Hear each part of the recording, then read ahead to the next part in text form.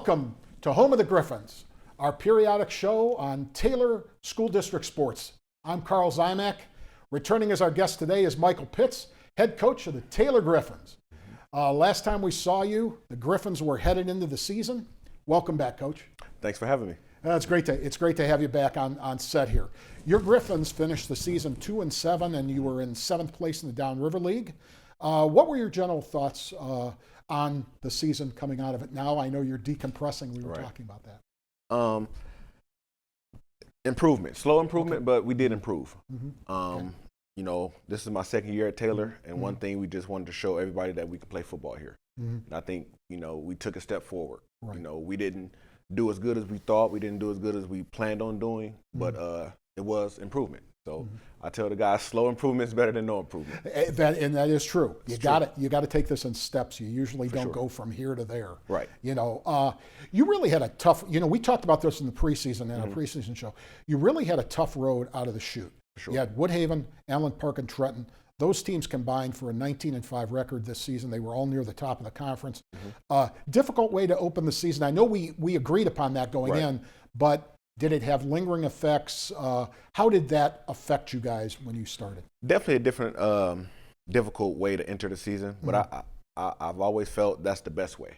Okay. You know, it's always good to take lumps early, to kind of see really what your players got. You know, when you start the season 0-3, you're either going to do two things. You're going to get better or worse. You're not going to stay the same. Right. And I feel like this year, you know, even like I said, even though our record didn't show it, we played good football after those 3 losses. You know, so it's rough. No one wants to start the season 0-3, but like you said, they're great programs, and our kids took those lumps and we learned from them.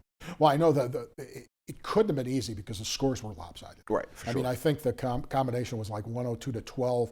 Yeah. You know, it's tough. You know, we're dealing with high school kids, okay? But then you're also dealing with different levels of high school kids. For sure. Was it difficult to keep them on track to get to the moment where, and you did find a moment there of the season where things started to turn your way. Right. Was it difficult though, early on? I would say no.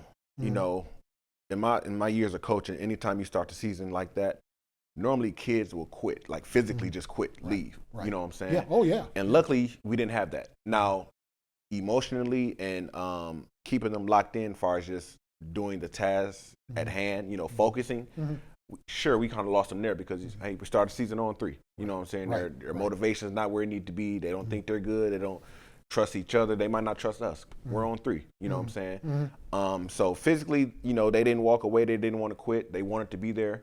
But yeah, I did find at times we kind of had to reel them back in and say, hey, let's focus. Like, you know, we still got 6 games left. You know what I'm saying? So let's refocus. Let's get on the drawing board and figure this out.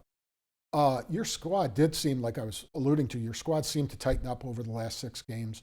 You had both your wins in that time frame. And other than against really Clarenceville and Carlson, and those are 2 pretty good programs that can score a lot of points, you guys seem to be much more competitive.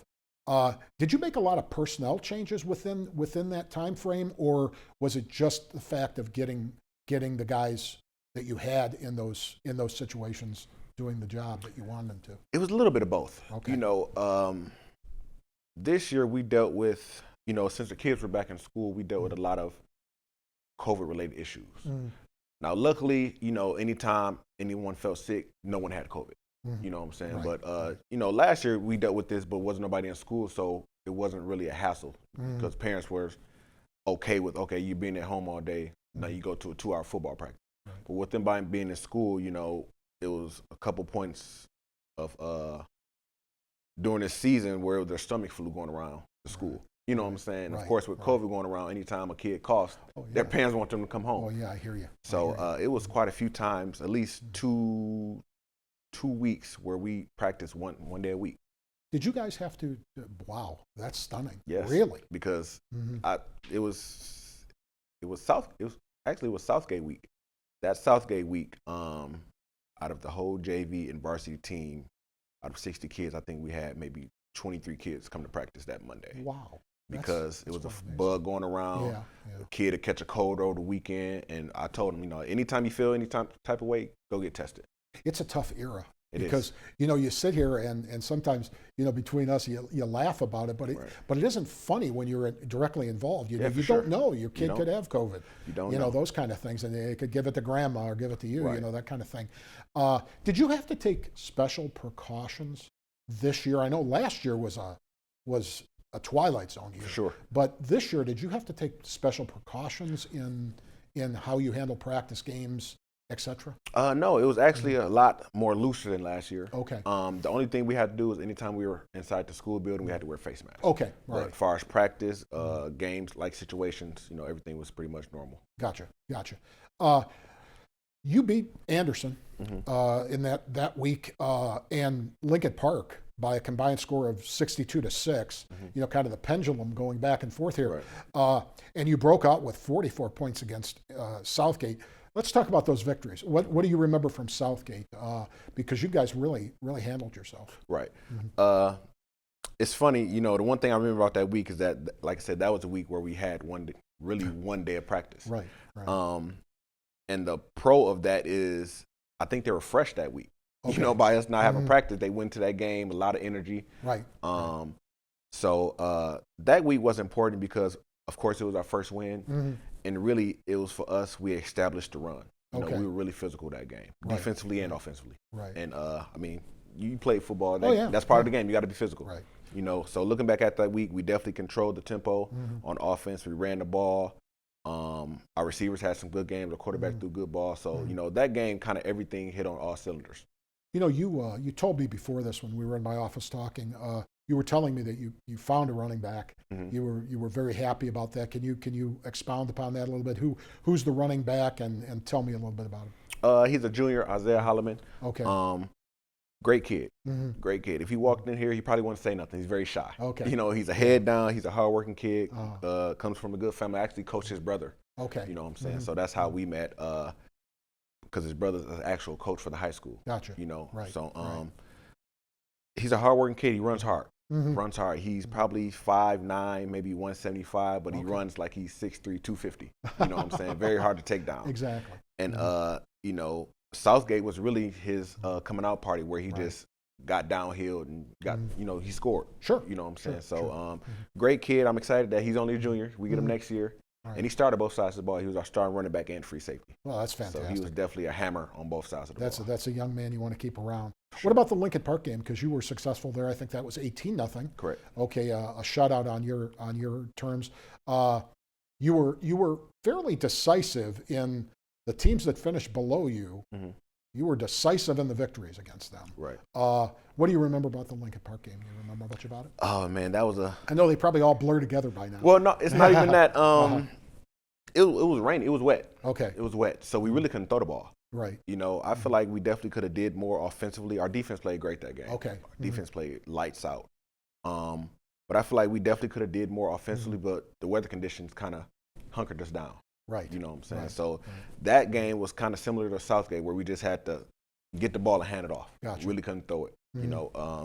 So our running backs along Isaiah Holloman, then we had a sophomore running back, Denzel Sear, and then junior running back carried the ball, who's Jovan Smith. He had a touchdown. He had a nice long touchdown. Did he? Yep. Okay. So we had, I think, 4 running backs touch the ball because that's literally all we could do. We couldn't throw it downfield. Well, I was going to say, you mentioned 3 running backs there by name, and all 3 of them are underclassmen. That's got to make you feel good. Absolutely. I'm excited. Yeah. I'm excited. excited. I don't blame you at all.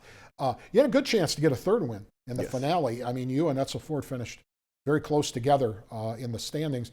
That was a 14-0 loss. Especially frustrating. You probably wanted to go into the off-season with a win. For sure. That was definitely our plan to end the season 2-0. We just couldn't connect. Okay. We just couldn't connect. That game was our senior night, so it was the last time our seniors touched Taylor Field. Okay. So I think that kind of got in their heads, hey, this is my last game. Right. That game, and I told the kids, that game we were 3 plays away from winning 21-0, I honestly believe. Yeah. You know what I'm saying? Yeah. It was a couple touchdown passes we dropped. There's a couple runs where if we would have hit the hole a little harder, we would have scored. It's a couple missed blocks we had. Sure. So I told the kids, I feel like we were 3 to 4 plays away from that game being totally opposite. Wow. And I feel like as a program moving to the forward or moving to next year and to the future, in order for us to win games, we got to figure out how to get those plays. Sure, You know what I'm exactly. saying? So- You probably want to also. You guys were 0 at home this year. Yes. That's got to kind of. I know how Yes. coaches are, especially football coaches. Right. You want to defend home turf. That's kind of got to stick in your craw It does. a little bit awkwardly. It does. It does. And that's something I'm still trying to figure out. Okay. Do they get nervous, or do we get nervous? Sure, You know what I'm sure. saying, when our people are in the stands rooting for us, Right. or we might have to be road dogs. You know what I'm saying? But either way, we got to figure that out. So that's definitely something I'm looking forward to. How was your attendance at home games? Did you guys get a lot of support? Yes. Okay. Yep, support has been tremendous. As long as it's not raining, you know what I'm saying? As long as the weather permits, the people do come out to support Taylor football. Now, you've mentioned some of your running backs. From an individual standpoint, who were some of the players who had good years this year, and any league, region, statewide honorees that you can tell us about? We have a couple good all-league players. At the quarterback position, we've kind of played two guys. We played a senior and a junior. Okay. Here at Taylor, we try our best to establish, a starter at every position. But one thing we do tell the kids every day is that every day you got to compete. Right. And if you don't bring it, somebody else is going to take your job. And that goes to the quarterback also. So at the quarterback position, we played two players. The junior was Braylon Thomas, and our senior was Nico Evans. Okay. They both got reps. Okay. And if you go back to our Carlson game, we scored 22 points, but we didn't score those points until the senior quarterback got in. Oh, okay. Right. So Yeah. Braylon started when we scored 44 versus Southgate, but then Nico came in and gave us 22 versus Carlson. Okay. So they both got good reps, but I feel like both of those kids were good players for us. And you've got one coming back. Got one coming back. Which is a big advantage. Yep. What about others? Anybody else jump out at you? On offense, like I said, Isaiah Holloman was a very Okay. good player for Right, us. right. On the offensive line wise, a junior Blake Campbell, he played very well. Mm-hmm. Casper Faulkner, he was a junior center that started after the Wyandotte game. Okay. So he came on late, so he played very well for us. And that was right in your sweet spot. Right in our sweet spot, Yeah, yep. yeah. At receiver, we had a Brian Twyman, Okay. 6'1". He should be playing the next level for sure. He's a Really? long, lanky kid. Okay. He's a go-getter. On the defense, like I said, our defense was played lights out all year. Okay. They were never the problem. Okay, You know what I'm okay, saying? yeah. But at free safety, Isaiah, he started both ways. At linebacker, Stephen Fletcher, he's a coach's son. Sure. Like you said, we talked about those bloodlines. Right. Smart kid. Defensive line wise, Darion Lane, he played defensive end for us. He couldn't be blocked all year. Okay. And last but not least, Laurent. Okay. He's our junior. He's a Division I guy. I feel Okay. like, All right. so. Well, that was my next question. Mhm. Do you have colleges interested in some of these graduating seniors? Interest is there. Okay. Interest is there. We're still putting their film together. Okay. And luckily for us, we have some kids with some good grades. Okay. That has been the Achilles heel for Taylor. Okay. Just kids having a talent but just can't get to the next level because of grades. Right. But we have a good senior class who put the work in academically, so that shouldn't be a problem. So Right. right now we're putting together a film, and I do feel like we have some college athletes coming out. Yeah, a lot of kids, hey, they're young. Yeah. And many of the parents, haven't been down the road before because it's not a road you travel multiple times usually. Right. But the reality is when when colleges are looking for you, they're not looking for dummies. No. Okay. No. And they are looking for performance in the classroom. For sure. And even if you're you don't have to be a 4.2 or something, Right. But you do have to represent. And, For sure. You get lost in college real quick. The one thing I tell the kids is that, I coach high school football because I love kids, I love football. Right. But when you get to the next level, this is how they feed their family. This is their job. Exactly. So Right. if you're good, you have a 2.0, but Right. somebody else is just as good with 3.0, who you think they're going to take? Right. So they want to see commitment not only on the field but in the classroom. Right. And Exactly. I feel like we're definitely getting there as a football program. Well, that's good. That's good. From a position group standpoint, okay, did you have a position group that just jumped out at you, and a position group that was on the other side of the coin that somewhat really hurt you and you got to really bowed up on? I feel like our best position this year was at corners. Okay. Corners. Alrighty. I feel like we played very well at the cornerback position. Okay. And leading that group, a senior Sheldon Brown, I think his cumulative is a 3.6. Oh, You know, okay. and he already has a couple of D3 offers. Fantastic. And then we started later in the year a sophomore corner, Okay. Marshawn Massenberg. Mm-hmm. And I love that kid because he's a multi-sport athlete. That's one thing we always tell kids: be multiple sport athletes. Right. You know, so he started corner for the sophomore, and he could possibly be a starting point guard on varsity. Fantastic. You know what I'm saying? So I feel like corner was our best position on the field this year. That's an old-fashioned theme that you just mentioned, because I remember, and I go back, okay, unfortunately, that back in the 70s, okay, when I was in high school and, you know, moving toward college and things like that, every coach, everywhere that I went to, in any sport, advocated multiple sports. For sure. I know now it seems like there's this specialization issue that goes on, you know. It definitely is. If you're a soccer player, we want to get you in travel and you're going to do it all year round and all that stuff. But the reality is, I've always felt that the best all-around athletes are the people that go the furthest. For sure. You know, you want that, you know, if that quarterback that you're looking at a high school and you're looking at him as possible college player, if he's the quarterback and the point guard and he, you know, he's the shortstop on the baseball team and all that stuff, they tend to play out well at the next level on a constant basis. Yeah, absolutely. You know, I believe there's pros and cons to both. You know, but my thing is, I'm a high school football coach. Right. I went to high school. You went to high school. I want high school to be a fun experience. Right. And I feel like that's only going to happen when you play multiple sports, because while you get to travel with different teams, you get to meet new people, you get to learn new things. Right. Sure, I can be the old football coach, say, no, football all year. But I feel like that will hamper a kid more than help him. Right. You know what I'm saying? So sometimes it burns them out too. Yeah, it burns no matter them out. what the sport is. It doesn't. It's not necessarily a football problem. For sure. It's just the same sport over and over and over again. For sure. You know. I just want these kids to make memories, and I feel like being multiple sport athletes, doing multiple things, they can do that. You know, with so many kids that you've mentioned coming back, you got to be able to build on this season. For sure. You feel good about that? Yeah, absolutely. We had a big senior class, you know, but just far as COVID things and our mentality as far as just finding the best 11, playing the best kids, we had a lot of young players who started. Right. You know, at the end of the year, I believe on defense we started. I know for sure we started 4 sophomores on defense. Wow. You know what I'm saying? That's a lot. Yes. Yeah. So we're finding ways to get the young players in. So, like I said, we're excited about the future. What about you and I in the preseason show? You were talking a lot about the JVs. You've spent a lot of time. Your coaches cross over a lot. What are you looking for out of the JV? Do you see a lot of potential talent there coming your way? Our sophomore class was small. Okay. But they're football players. Okay. They're yes sir, no sir kids. They listen. They show up every day. So our sophomore class is really a disciplined team. Right. You know. Far as freshmen, we're young.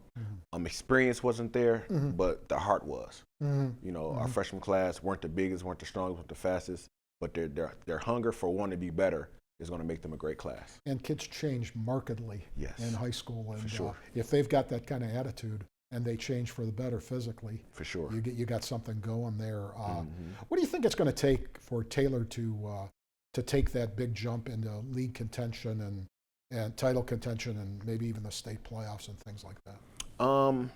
From a coach's standpoint, and I'm a big believer in this in any sport, but just as long as we just keep building a relationship with these kids, you know, let the kids know that we're here for them. Right. You know, that they can trust us, that they can talk to us, because at the end of the day, like I said, we want this to be a fun experience. Right. You know, so I think from a coach's standpoint, relationship, keep building these bonds with the kids. From a player standpoint, just commitment. Commit to being a Taylor football player. You know, I tell the kids, you know, if you want to get good at something, you can't just do it 2 months out of the year. You have to find a way to get better at it really every day. You know, if you want to be faster, what should you do? You should run. If you want to be stronger, what you do is lift weights. So, you know, being a Taylor football player, there's going to be days where you might not want to go to practice, might not want to work out, but you're committed to getting better. So you need to commit to it all year round. And even though I tell kids to play multiple sports, I don't bother them doing basketball season, because right now you're a basketball player. But after basketball season, it's kind of really back in and get back going to football. So as long as our players understand what we need from them, just as far as being committed academically, in the weight room, being a good character person in the classroom, we'll be fine. With a lot of the, you mentioned the dedication factor and the time you put in and stuff, the organizational skills. No secret around Taylor's a big community. A lot of multiple housing complexes in the community. That leads to somewhat of a transient student population at times. Sure. That tough for you? Absolutely. You have to wear multiple hats here, because some of these kids are either broken families, one parent families. You gotta. Can that be tough on a coach? It can be. Yeah. It can be, and that's why I just said relationships. Yeah. You know, when a kid comes to practice and he knows a coach loves him and genuinely cares for him, it's not just football. Right. I genuinely care for you as a person. I want to see you do good in football, classroom, and life.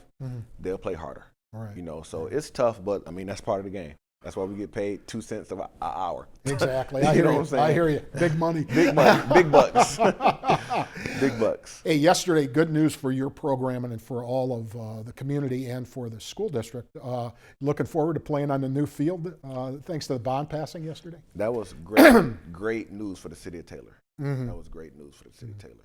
You know, I'm a new coach. I'm not a Taylor resident. I didn't know much about Taylor.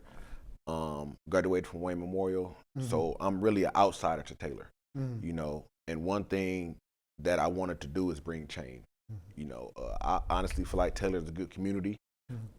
There's good here. We can do good. We can do more. And now I honestly feel like the whole community believes that about passing this bond. You know, we no longer will be the oldest school in the area. We no longer will have the worst field in the area. And they just don't know what they really just did. They just, it's going to be great things in Taylor. So I'm excited. It's like you found the pot of gold at the end of the yes. rainbow. You know, because you're looking at. I know when you travel. I mean, if you're going to Woodhaven, Brownstown, tremendous new facilities there. Southgate has a great field. Wyandotte has Wyandotte, which the school goes back a century. Okay, has a turf field and everything else, and that's headed your way. It's not going to happen right away, but it's going to head your way. It's heading my way, and like I said, this is something that the community needs, and honestly, that it deserves. You know, the people of Taylor are kind of like a blue collar city. You know what I'm saying? And a bond has been passed in years. Yes. Don't know why. Yeah. But honestly, it doesn't matter now. Because, you know what I'm saying? You'll just take it. Right? We'll just take it. Yeah, you know what I'm saying? But I'm excited about the future. I've been talking to people all morning about it. Everyone's excited. I don't want to put you on the spot because we're really jumping ahead of the game here. But if you have the druthers, would you have a traditional field or a all black field or an all gold field? Man, it's funny. Everyone's saying go gold. Yeah. I personally haven't seen a gold field, so I can't. I haven't seen one either. Yeah, so I can't visualize what it would look like. Right. But honestly, I would probably go more traditional with one panel is dark green, one panel is light green, dark light. Which does look really nice. You know. And then you get to the end zones and you've got your traditional colors there and all that stuff. Correct. That can be cute. I know I've seen the Boise field, which is blue, which is really different. I know Gabriel Richard has a burgundy field of all things. It's different, to say the least. But I don't know. Sometimes, hey, just to have a new field is fabulous. Absolutely. And you don't have to chalk it. You don't have to cut it. Man. You just, it's just there. Did the team talk about that at all? Were they looking for new facilities? Did that even come up? I know they're young kids usually. Right. You know. I mean, honestly, at this point, they're used to it. You know, right. They're used to, going to the game field and rolling the ankle because the field is bad. You know what I'm saying? Oh yeah. So exactly. honestly, I haven't heard of kids talk about it negatively or positively. Right. Can't even talk positive. I think they'll be talking positive for sure now. For sure. Once slowly but surely, I think the architectural plans will come out. They'll head toward finalization, and you'll get more of a schematic where I think it'll be tossed in front of the kids, and they'll start saying, oh my goodness, that, or Yeah. this or that. And it's going to be, for the baseball team, for the softball sure. team, for you guys, that's going to be a fabulous thing. Mhm. Take us, we talked a lot about the season so far. What's the off season mean to you? What's your schedule like, both personally and from a football standpoint? Personally, it's kind of like a time for me to kind of dial it back and really just to find some me time and family time. Okay. Right. Doing the hustle and bustle of football season, and really the season starts in the summer. Okay. As soon as school gets out, we're going. Right. So basically from June to the end of October, mid-November is football season every day. So really just for me, it's kind of time to wind down, kind of find myself again. Get away from being Coach Pitts. Just find myself again, read a couple books, take a couple vacations, and really just spend time with my family. Now, we haven't talked about your family. Tell me about your family a little bit. Well, I have 3 nephews, no Okay. kids. Okay. No All right. kids. I Okay. have 3 nephews. That's an advantage, let me tell you. Yeah, right. I have 3 nephews. My girlfriend, she has a daughter. Okay. So spend time with them also. And I'm a family man. I still hang with my dad, my mom, my sisters, brothers, cousins. I love family. To me, family is everything. Right. And during football season, it's only so much time you have. Sure. So just kind of a time to get back to that. Far as football wise, our schedule, November, I try not to bother a kid. I try not to even text them. You know what I'm saying? We've been dealing with each other for the past 5 months. You know what I'm saying? So the same way I treat myself, I try to let the kids know, hey, kind of get away from it. Right. In December, that's normally when the football camps start. So I tell them about football camps they should be going to. I open up the weight room for voluntary lifts, kind of start getting their body back going. Some kids are playing multiple sports again. So if they're playing multiple sports, I say, hey, be that. I'm not going to bother you. I'm not going to hassle you, commit to being a basketball player, But starting January, that's when we kind of get to our mandatory lifts, working out, study table, maybe some Pacific training going on. So really January, that's when we kind of start everything back up. Well, it sounds like you'll have a little bit of time to yourself. For sure. I'm sure your family is going to appreciate Yes. that. That's pretty cool. And I think that about covers it. You got anything you want to add at the end here? Or, No, like I said, I'm always gracious for you reaching out. I'm happy to come here anytime, talk about sports and Taylor football, and like I said, I'm always happy to come. So thank you. Well, we'll be in touch before next season, and maybe sometime during the off season we'll just come on and maybe we'll do a show that talks about something other than high school football. We can maybe talk about college playoffs, or we can talk about the Super Bowl or something like that, and just have some fun with it. I'm all for it. Okay, well that sounds good, Michael. It's always been a pleasure. I think that's about a wrap for this segment of Home of the Griffins. Thanks to our special guest, Michael Pitts, the head coach. We'll be seeing him in the future. And now for Samantha Rickert and Joey Camilleri in the control room, I'm Carl Zymak. We'll catch you on another version of Home of the Griffins.